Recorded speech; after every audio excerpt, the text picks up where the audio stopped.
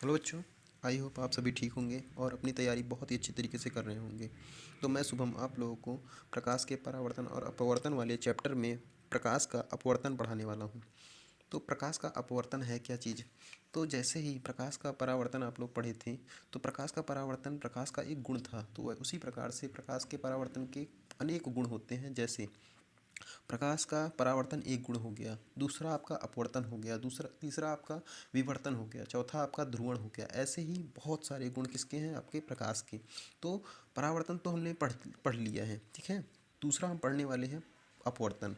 तो आप लोगों को केवल हाई स्कूल में परावर्तन और अपवर्तन ही पढ़ने हैं। इसके अलावा आपको विवर्तन, ध्रुवण ये सब ही नहीं पढ़ना है, ठीक है। तो हम लोग ज़्यादा आपका टाइम ना व्यर्थ करते हुए आप टॉपिक पे आते हैं। प्रकाश का अपवर्तन किसे कहते हैं? तो प्रकाश का अपवर्तन हम परिभाषा बता दें। पहली बात, प्रकाश का अपवर्तन की परिभाषा इस प्रकार है। जब हम एक माध्यम से दूसरे माध्यम में प्रकाश की किरण को चलाते हैं, तो वह दूसरे माध्यम में जाने के बाद थोड़ा सा अपने मार्ग से थोड़ा विचलित हो जाती है, अपने मार्ग से थोड़ा विचलित हो जाती है, और यही विचलन ही प्रकाश का अपवर्तन कहलाता है, ठीक है बच्चों। यही विचलन ही प्रकाश का अपवर्तन कहलाता है। मान लीजिए यह एक माध्यम, यह पहला माध्यम है और ये दूसरा माध्यम है। मान लीजिए यहाँ से कोई प्रकाश की किरण आती है, और आने के बाद ये मान लीजिए, हम क्या मान लिए, ये जहाँ पे पड़ रही है वहाँ पे अभिलंब बना दे रहे हैं। देखो 90 डिग्री हो रहा है कि नहीं हो रहा है? देखो चारों तरफ, ये देखो 90 डिग्री, 90 डिग्री, 90 डिग्री, 90 डिग्री। तो अभिलंब बना दिए। अब प्रकाश की किरण किस पे? अभिलंब पर पड़कर थोड़ा सा या तो दूर हटेगी या तो अभिलंब के पास आएगी। और यही दूर हटना, ना, दूर हटने को विचलन बोलते हैं।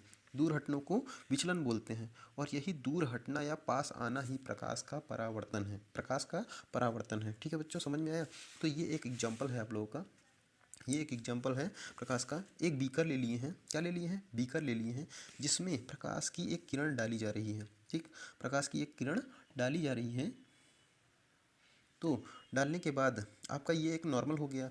तो प्रकाश की किरण तो सीधी जानी चाहिए थी, मगर पहला माध्यम आपका क्या था? वायु था। और दूसरा माध्यम क्या है आपका? जल है। देख रहे हैं, जल है ना, भरा हुआ है इसमें।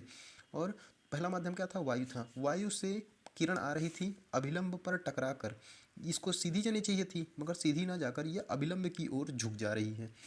तो आने वाली किरण को आपतित किरण कहेंगे, और जो झुक जा रही है उसको कहेंगे अपवर्तित किरण। कहे के लिए? थोड़ा सा झुक जा रही है, ठीक है।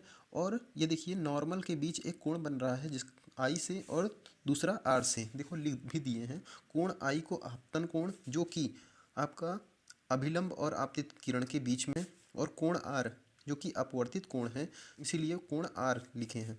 और इसे साइन आई भी कहते हैं, इसे साइन आई भी कहते हैं, और इसे साइन आर भी कहते हैं। और साइन को हिंदी में कहते हैं ज्या। क्या कहते हैं?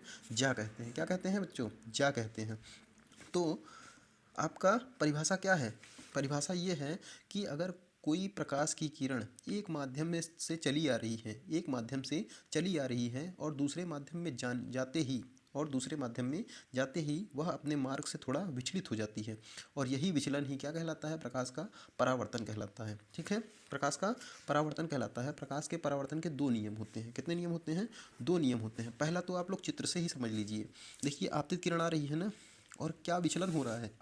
अपवर्तित किरण और कर रहे हैं। यही आपका पहला नियम हो गया, यही आपका पहला नियम हो गया।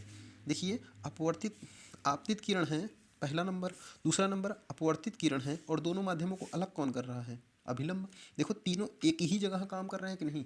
तो एक ही जगह काम कर रहे हैं और एक ही तल में है, एक ही तल में है। यही आपका पहला नियम हो गया, ठीक है। तो पहला नियम तो आप लोग समझ गए होंगे। पहला नियम, आपतित किरण, अभिलंब और दोनों दोनों माध्यमों को अलग करने वाला अभिलंब एक ही तल में होता है। पहला नियम हो गया। दूसरा नियम क्या कह रहा है? देखिए साइन आई, साइन आई मतलब कि साइन आई बटे साइन आर। देख रहे हैं, साइन आई बटे साइन आर। प्रकाश के परावर्तन में, प्रकाश के परावर्तन में अपवर्तन कोण, आपतित किरण की ज्या, आपतित किरण की ज्या, आपतित किरण की ज्या बटे अपवर्तित किरण की ज्या एक नियतांक के बराबर होता है। जैसे आपतित आपतित किरण की ज्या क्या है? कोण आई। और अपवर्तित कोण की ज्या क्या है? कोण आर। दोनों का अनुपात, दोनों का अनुपात एक क्या होता है? नियतांक होता है। यही आपका दूसरा नियम है, और इसी नियम को स्नेल का नियम भी कहते हैं। स्नेल का नियम नियम भी कहते हैं और बहुत ही इम्पोर्टेंट है। बार बार एग्ज़ाम में पूछा जाता है ये 2019, 2020, 2021, 2022 अब की बार ना 99% है। आप लोग पढ़ के जाइएगा, ठीक है।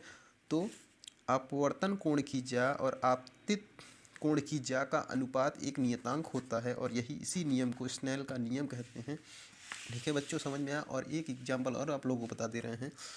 दूसरा एग्जाम्पल हम कांच का लिए हैं, कांच का स्लैब लिए हैं ना, कांच का टुकड़ा लिए हैं और उस पर हम क्या डाल रहे हैं, एक प्रकाश डाल रहे हैं और यहाँ से अभिलंब से इसको डिवाइड कर ले रहे हैं। तो प्रकाश की किरण डालने के बाद इसको तो सीधी जानी चाहिए थी, ठीक है।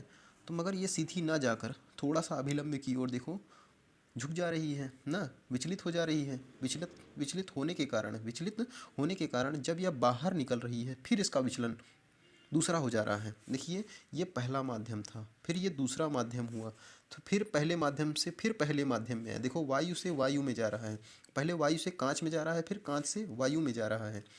तो प्रकाश की आपकी किरण कांच पर पड़ी, कांच पर पड़ने के बाद थोड़ा सा झुकी, झुकने के बाद जब फिर कांच से वापस निकली तो देखो फिर जो किरण यहाँ से निकल रही थी वही किरण यहाँ से निकली और दोनों किरणों को आप लोग देखो मिलाओगे ना तो वो दोनों समांतर ही होंगी। ये वाली किरण देखो आप ऐसे सीधी अगर चलाओगे और ये वाली किरण जो निकल रही है दोनों को आप मापन करोगे ना तो दोनों समांतर ही मिलेगी आपको, ठीक है। तो पहले माध्यम से दूसरे माध्यम में थोड़ा विचलन हुआ और दूसरे माध्यम से फिर पहले माध्यम में आया तो विचलन दूसरा देखने को मिला, ठीक है। और ये आपका कांच के साथ था, ठीक है बच्चों। आई होप आप लोगों को वीडियो अच्छी लगी होगी, ठीक है। लाइक करिएगा, सब्सक्राइब करिएगा और शेयर करिएगा, ठीक है। धन्यवाद।